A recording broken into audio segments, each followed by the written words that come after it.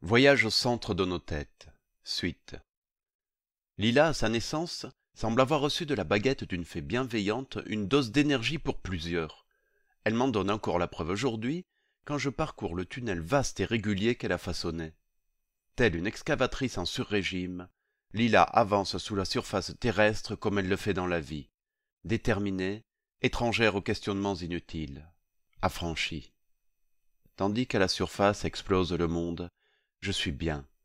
J'entends toujours les bruits sourds d'une guerre chronique au-dessus de ma tête, des combats féroces, des atomisations répétées, et ces sons me parviennent avec délicatesse.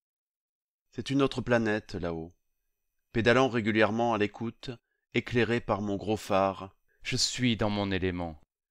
Car où peut-on être plus concentré que sur l'écorce terrestre, à l'abri de la tentation de toujours penser dispersée? Terre me porte dans ses flancs. La mère universelle me nourrit par ses boyaux, exécute les efforts pour moi, et je me laisse aller, mon corps se mouvant de lui-même.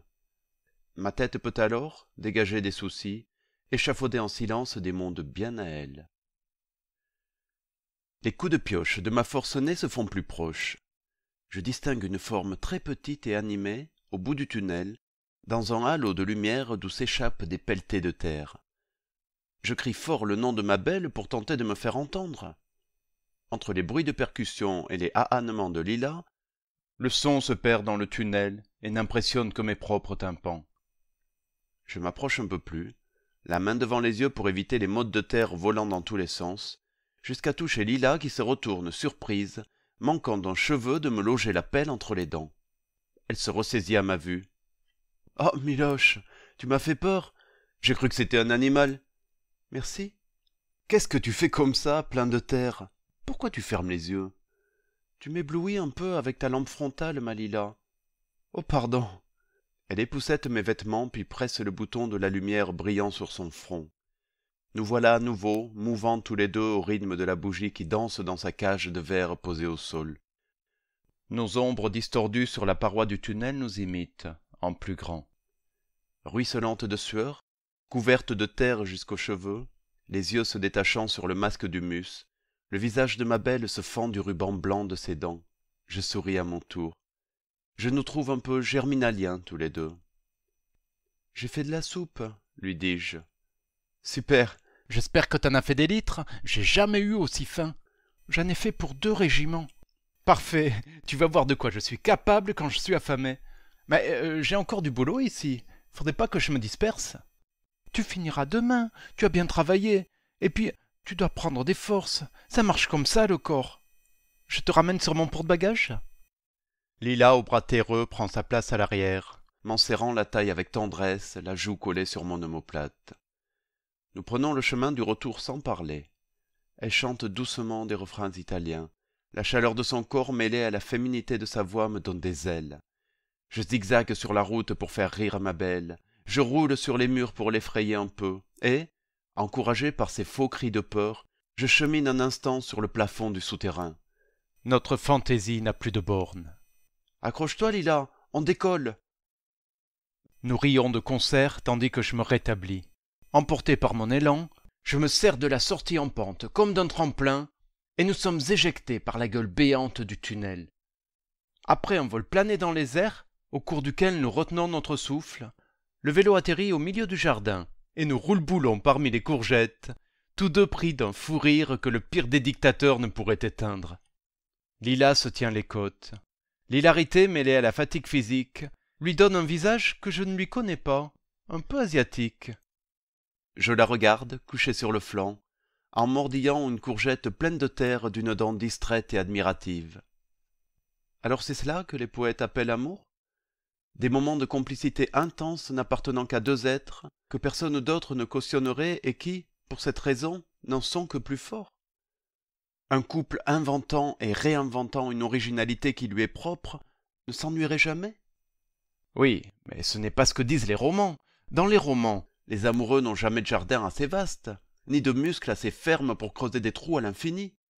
Les anciennes galeries s'effondrent peu à peu, ne laissant que de vagues souvenirs de concavité, d'où sortent des manches de pelle et de pioches rouillées. J'ai peur. De quoi tu penses, si sérieux, mon Mimi? à, à ma soupe de légumes. C'est moi qui te fais penser à ça? Oui, merci. Lila essuie ses larmes, toujours souriante, se relève en s'époussetant le corps, me tend la main à moi, couché comme un empereur romain, la courgette entamée à la bouche et la terre aux commissures, m'aide à me relever. En me prenant par le bras, elle m'appelle doucement mon extraterrestre, et nous emmène, terreux et digne, vers la maison aux délicieuses odeurs de légumes qui jouent à saute-mouton dans une marmite en fonte. Dans le jardin, une roue fatiguée de vélo tourne encore dans le vide, actionnant la dynamo. Le gros phare nous éclaire de plus en plus faiblement la route, puis se repose enfin dès que nous franchissons le seuil. Le monde matériel lui aussi nous dispense sa grâce. Le lendemain, pendant que Lila fait des pompes pour préparer son corps à l'exercice excavateur, je détache avec difficulté mes yeux collants du spectacle de son corps en action pour me rendre dans l'atelier. J'ai besoin de me remettre en mémoire les formes du marbre noir que j'ai attaqué hier. J'adore les lendemains des jours de dégrossissage, quand il ne reste dans l'esprit qu'une faible idée de la sculpture en cours. J'ai alors l'impression étrange d'avoir seulement servi de truchement la veille, de n'avoir été qu'une paire de bras et de mains qu'un autre que moi a utilisé pour modeler en marbre. Je revisite alors ma pierre avec l'œil de celui qui ne l'a jamais touchée. Aujourd'hui, ce sentiment est encore plus fort. Je suis le premier spectateur de ma première sculpture à caractère figuratif. Elle semble me dire « Regarde-moi, Miloche, je suis la preuve que ta vie a enfin pris du sens. Et maintenant, regarde autour de toi les nuages de marbre, imprécises représentations de ton magma intérieur tentant de prendre forme. Je suis importante, tu le sais, sois attentif aux signes que je te lance. » Le deuxième spectateur est une spectatrice, un peu transpirante d'effort. Elle me sort de mes pensées en posant son menton sur mon épaule, en frottant sa joue lisse à la mienne, un peu barbue de négligence. Lila fait « Aïe, tu piques, mon cochon !» Puis « Waouh, un visage! T'as sculpté un visage ?» Mon Miloche s'ouvre aux gens. Tu crois que c'est aussi grave que ça? J'en ai bien peur, oui. Tu ne crois pas qu'on voit dans ses créations et dans celles des autres ce qu'on a envie d'y voir? Peut-être, oui, peut-être, fait-elle en passant doucement sa main sur la surface gradinée. En fait, je sais pas vraiment ce que ça signifie et je crois que je m'en fous pas mal. Le principal, c'est que ça me plaît beaucoup. Je suis fier de toi. Je suis fier de ce que j'entends. Bon, c'est pas tout ça. J'ai un travail à finir, moi aussi. Je peux prendre ton vélo aux grosses roues pour aller dans la galerie? Bien sûr. Tout ce qui est ici est à toi, dis-je en regardant par la fenêtre. Je me retourne un peu théâtralement pour voir l'effet qu'a produit ma déclaration d'amour détournée, m'attendant à tomber sur un regard béat de gratitude. Mais Lila a déjà disparu dans les airs. Je regarde derrière moi, devant, sous l'établi, au plafond, rien. Un bruit de dynamo oriente mon attention vers l'extérieur, où j'ai juste le temps de voir ma belle en vélo s'engouffrer comme une furie dans la gueule bâillante de la terre. Je ris en moi-même du caractère impétueux de Lila, toujours imprévisible. Elle me manque, déjà. Désireux de connaître le visage qu'adoptera mon marbre, je me remets au travail, ciseaux dans la main gauche, massette dans la droite. À nous deux, forme humaine. Ce soir-là, Lila rentre très tard, quand la nuit est déjà tombée lourdement. Elle a perdu la notion du temps, n'ayant ni horloge ni ciel. En l'attendant, couchée sur la terre à l'entrée du tunnel, je regarde la lune constellée de cratères, mon jardin lui faisant de l'œil, en miroir. Les mains derrière la tête, le souffle lent, je suis plongé dans une méditation qui vient de loin. Je laisse venir librement mes pensées sans les diriger, comme on conseille dans les magazines. Elles en profitent pour ne pas se presser, attendant leur tour ou s'évanouissant par manque d'intérêt. Tout comme le mélange de l'ensemble des couleurs engendre le blanc, l'abondance de mes pensées aboutit à quelque chose proche du rien, du vide. J'en profite. Mon être revient brusquement à la conscience, éveillé par un furieux bruit de cliquettement de métal doublé d'un son de courroie qui s'emballe. Lila! Avant d'avoir pu esquisser un geste pour me relever, je vois mon âme sur son vélo à contre-jour dans les airs, leur silhouette se découpant nettement sur la lune. Ma tête suit le vol plané de Lila, qui atterrit plusieurs mètres plus loin, sur le dos, au sommet d'un gros monticule de terre, duquel elle descend en roulade désordonnée. Elle finit son tourneboulet multidirectionnel juste à mes côtés. Couchée sur le flanc, une main sur la joue, elle regarde mon visage aux yeux ronds de spectateur mi-apeuré, mi-fasciné, en me disant « Tiens, t'es là, toi ?»« Oui. » Je suis presque arrivé au bout d'après mes plans. Demain, c'est bon. Tu n'es pas trop fatigué? En guise de réponse, Lila ouvre une bouche gigantesque d'où sort un bâillement tout aussi démesuré. Puis elle essaie de me fixer d'un regard qui hésite entre les différents strabismes, paupières mi-closes. Sa tête vient se poser au creux de mon épaule, doucement, et son souffle se fait long et paisible. Ses yeux aussi ont cessé leur lutte contre le sommeil. Je n'ose pas interrompre cet instant.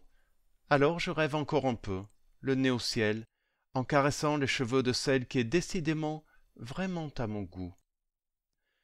Je suis des yeux la lente progression de la lune dans le ciel, son jeu de cache-cache avec les nuages, au rythme de la respiration apaisante de Lila.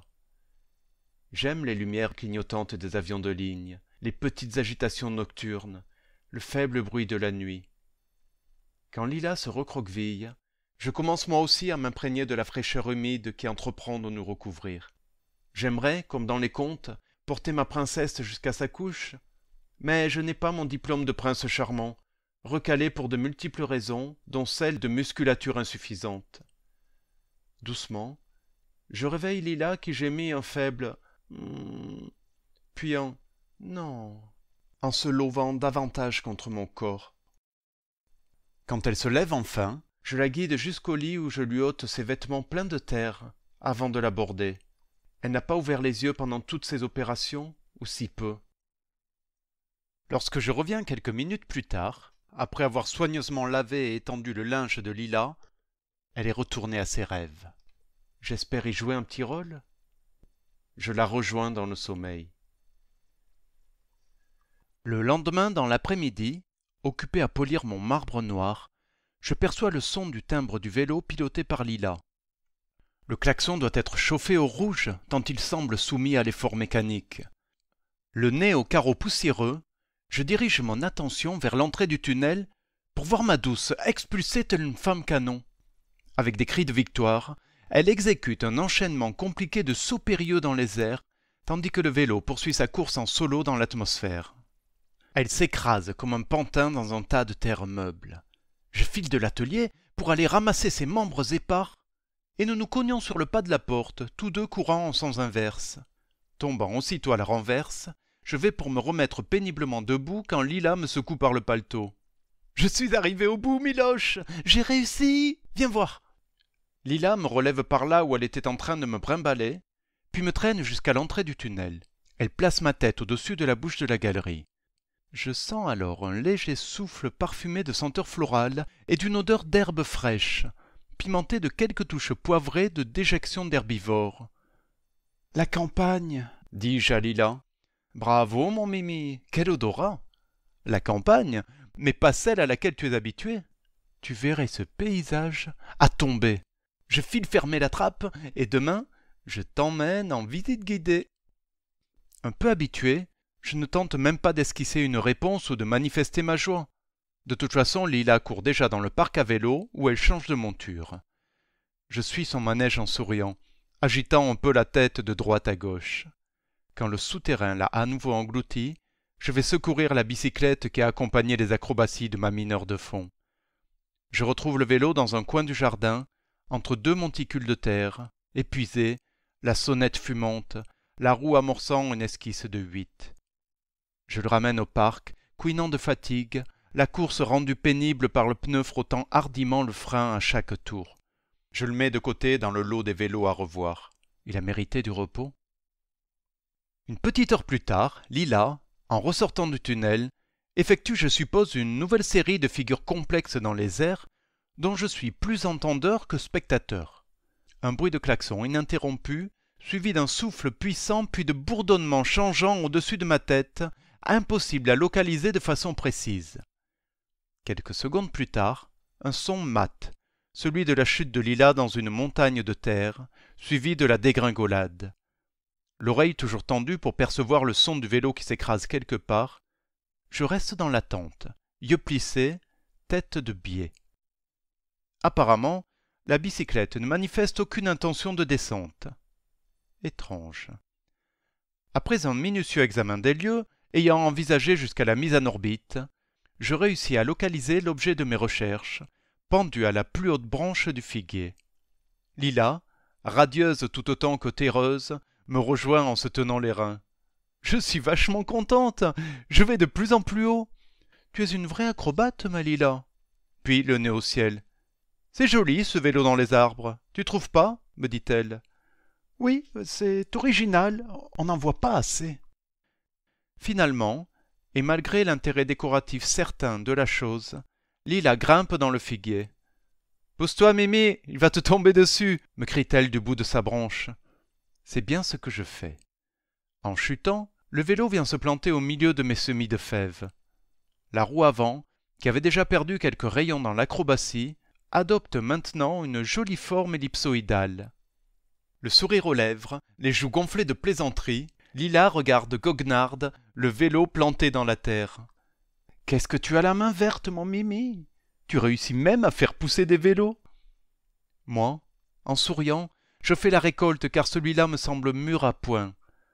En poussant le vélo jusqu'à l'atelier de réparation, la roue, déformée mais restant dans son axe, imprime à la monture un rythme tour à tour ascendant, descendant, cheval de bois sur un manège. Une petite musique carillonne dans ma tête. Quand je contemple la bicyclette fatiguée aux côtés de ses congénères, il me semble les entendre se dire en se considérant d'un air entendu, phare mi-clos. Ah, toi aussi. Lila fait quant à elle preuve d'une forme resplendissante. Elle court entre les montagnes de terre en hurlant des « Youpi !» Contaminé par cette bonne humeur, je me mets à la poursuivre en criant « Je suis le dieu protecteur des vélos! Je vais t'apprendre à massacrer l'engeance cyclique !» Et nous nous poursuivons dans le jardin, escaladant les monticules, les dévalant comme deux furies, piétinant mes légumes, moi tonitruant des « La foudre divine va s'abattre sur toi !» Elle me répondant « Ah non, épargnez-moi, par pitié !» Du haut des tas de terre, nous tentons quelques figures compliquées.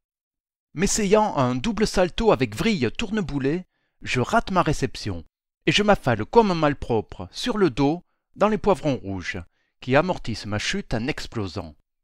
Lila, après un double saut périlleux arrière, réussit une réception parfaite à côté de la corde à linge. Posté sur un monticule près d'elle, je tente de lui sauter dessus pour la taquiner, du haut de mes 5 mètres. Je calcule mal ma trajectoire pour finir dans les cordes, pliant simultanément les 2 mâts de mon étendoir. Mon jardin ressemble à Verdun, en nettement plus amusant. Et nous gardons tous les deux la ligne rigolo. Les rideaux des voisins volent à qui mieux mieux, et je m'en fous. Épuisé, affamé, je récolte les victimes innocentes de nos jeux, puis je fais rissoler ce tas de légumes avachis avec des œufs. Nous mangeons dans le jardin ce repas de prince, accompagné d'une bonne bouteille de vin rouge. Au milieu de conversations un peu surréalistes, nous envisageons des destinations lointaines, des coups de pioche étrangers. Nous devisons de pelletées miraculeuses et nous touchons du doigt l'indéfini.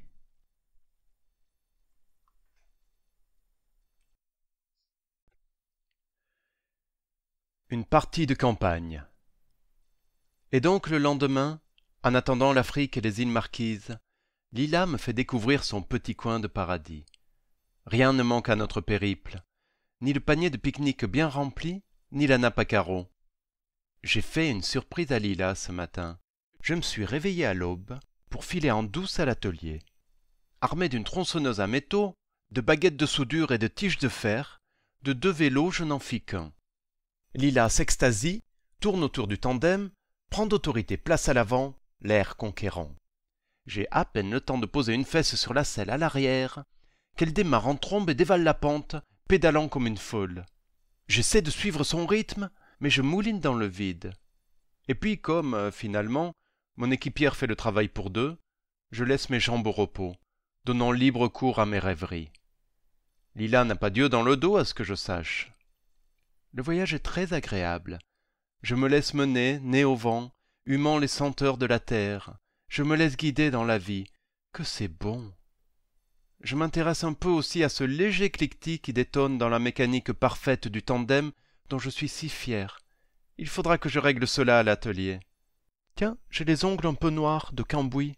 Je les inspecte attentivement pour passer le temps, bâillant en silence. Quand nous arrivons au bout du tunnel, je fais semblant de pédaler lorsqu'une Lila tout essoufflée me lance. « Fais pas semblant, t'en as pas foutu une, mon Mimi. » Au retour, c'est toi qui pédales. Je révise mon jugement. Lila a peut-être des yeux dans le dos. Quand elle ouvre la trappe, je suis à nouveau saisi par la bonne odeur de nature qui envahit le tunnel, par le chant des oiseaux aussi. Le coin est magnifique, très vert. Nous posons le pied sur une herbe épaisse comme un tapis de roi. Autour de nous, une multitude d'arbres fruitiers, un petit lac à quelques centaines de mètres, limpide, une douce colline dans le lointain, le ciel plus immense que jamais au-dessus de nos têtes.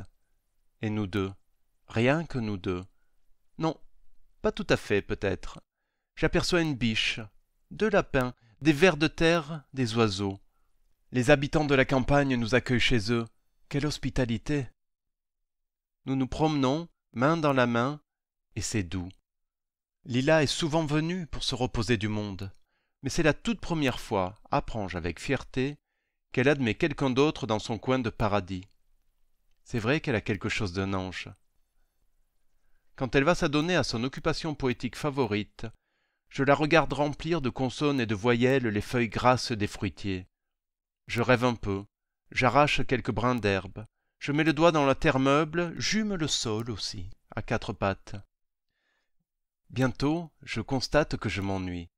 La campagne me vole mon énergie, qui semble se perdre dans l'herbe entre les troncs des arbres. Pas moyen de faire la planche ici.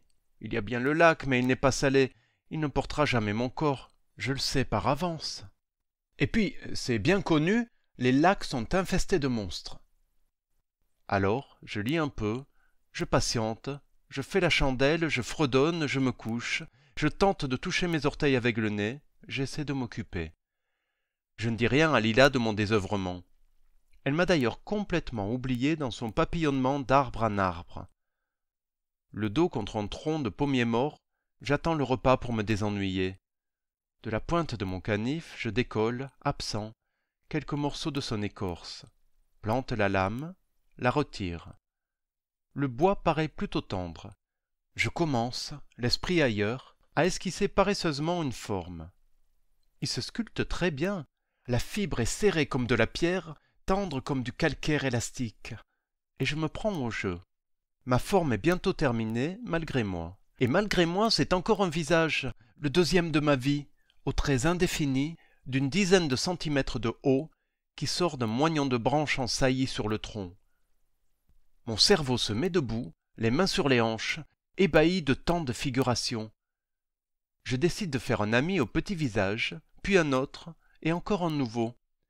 Quand Lila revient, car il est temps de repartir, le soleil achevant son long travail de jour, une forêt de têtes a colonisé le tronc du pommier mort. Ma belle s'extasie en contemplant ce qu'elle appelle le petit village des gueules de bois. Adoptant sur son visage les mimiques de chaque personnage, imaginant à haute voix des monologues, des dialogues et des débats boiseux avec des voix différentes inspirées par les physionomies des visages sculptés, de leurs bouches tordues ou larges, de leur nez aplati ou de leur menton en galoche, Lila emplit l'espace de gestes bouffons, de démarches clownesques, de conversations désordonnées qui empruntent à chaque octave. En me tenant les côtes, bossu, je profite des dernières lueurs pour aller contempler sa poésie feuillagée qui s'est déployée dans le petit bois alentour. Certains arbres ont été littéralement couverts d'écriture. D'autres n'ont qu'une seule feuille ornée d'un petit poème. C'est selon le bon vouloir de Lila. La logique ici n'a pas son mot à dire. Elle m'assure que ces petites phrases poétiques n'empêchent aucunement la photosynthèse, même quand on ne remarque plus sur certains arbres que quelques touches de vert au milieu des écritures serrées.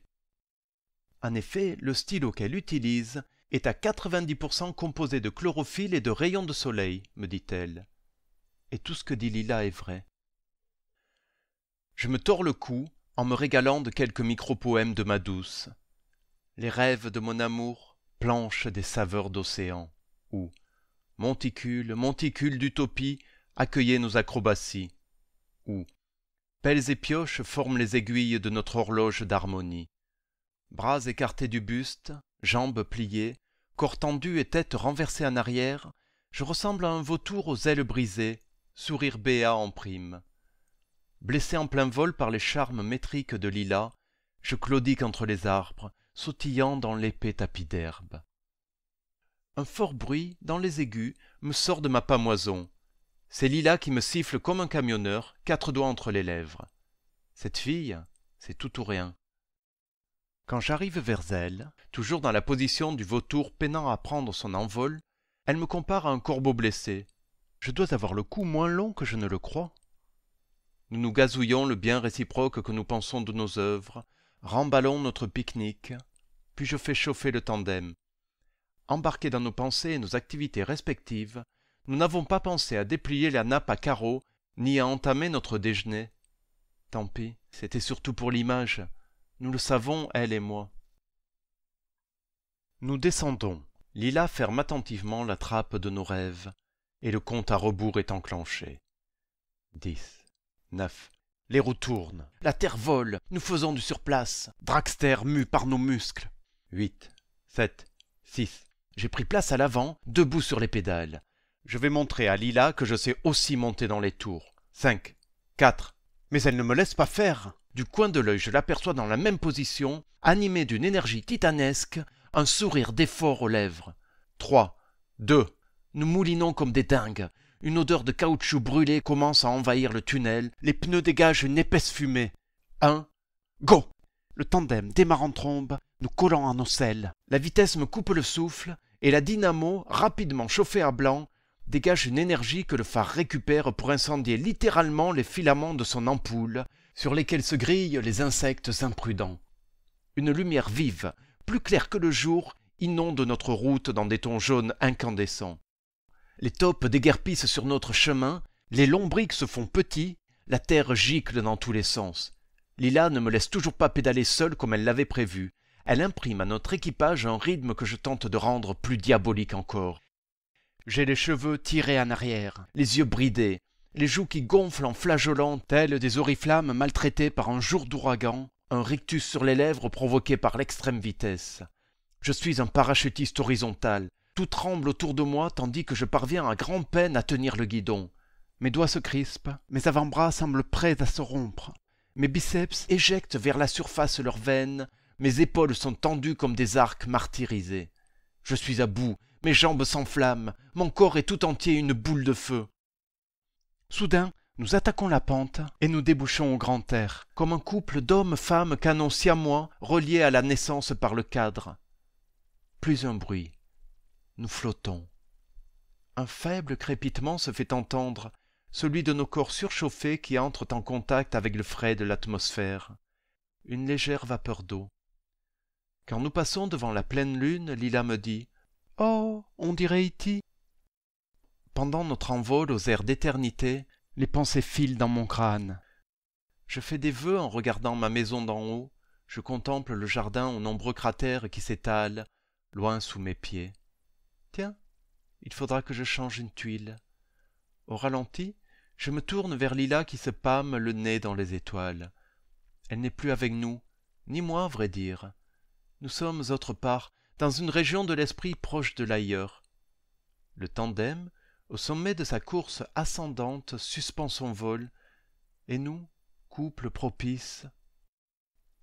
Nos deux têtes forment un point d'interrogation, tandis que nos pensées éparses se retournent subitement, comme aspirées, dans le réceptacle osseux qui les a engendrées.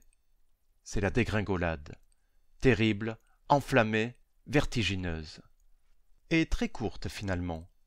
Nous traversons le toit à toute vitesse pour nous retrouver dans un bruit fracassant, chacun dans un fauteuil, assis dans le désordre dans un nuage de poussière, au milieu de soupirs de ressort et de brisures de terre cuite. Il faudra que je change plusieurs tuiles. Après un bref moment de pause pendant lequel nous repositionnons nos méninges, nous nous cherchons des yeux, un peu dépeignés mais radieux. Ma petite reine, lui dis-je tendrement, la tête à l'envers. La poussière reprend sa place habituelle, descendant lentement jusqu'au sol, sur les meubles, et le brouillard s'estompe. Je distingue les contours de la pièce. Force est de constater, quand tout est redevenu limpide, que le tandem que nous chevauchions quelques minutes auparavant ne se trouve plus à nos côtés. Nous nous levons pour fouiller la maison, le jardin, les branches des arbres. Rien. Après une recherche forcenée dans un périmètre qui s'étend, Lila le localise enfin. Elle me montre du doigt, sans un mot, les rosiers de ma plus proche voisine dans lequel mon vélo s'est littéralement encastré. Je suis catastrophé, dépité, j'ai mal au tandem et au voisinage. Je me tourne vers Lila, l'air déconfit. Elle me rend mon regard en se mordant les lèvres, l'œil frisant sacrément. Puis elle ne se retient plus du tout pour partir d'un éclat de rire joli, très féminin. Chose étrange, de mon gosier sort le même son, un rire incontrôlable ponctué de soubresauts, et nous nous contaminons tour à tour. Une foule de hi-hi, de ou-ou, de ah-ah, accompagnée de quelques bribes de phrases où l'on retrouve les mots tandem, rosier, voisine, fou, folle, carnage, prend l'express jusqu'aux étoiles pour aller se perdre, guillerette, dans la nuit. Mon esprit rejoint la foule. Ma Lila me révèle mon côté lunaire qui se mélange au sien. Nous nous affranchissons de toute pesanteur. Nous sommes des hors-la-loi. Je pose un pied à terre. Bon, je vais aller récupérer le tandem. Ils sont capables de l'amener dans la benne du lieu étrange quand ils le découvriront demain matin. Je t'accompagne, me dit farouchement Lila, et je crois entendre une musique héroïque.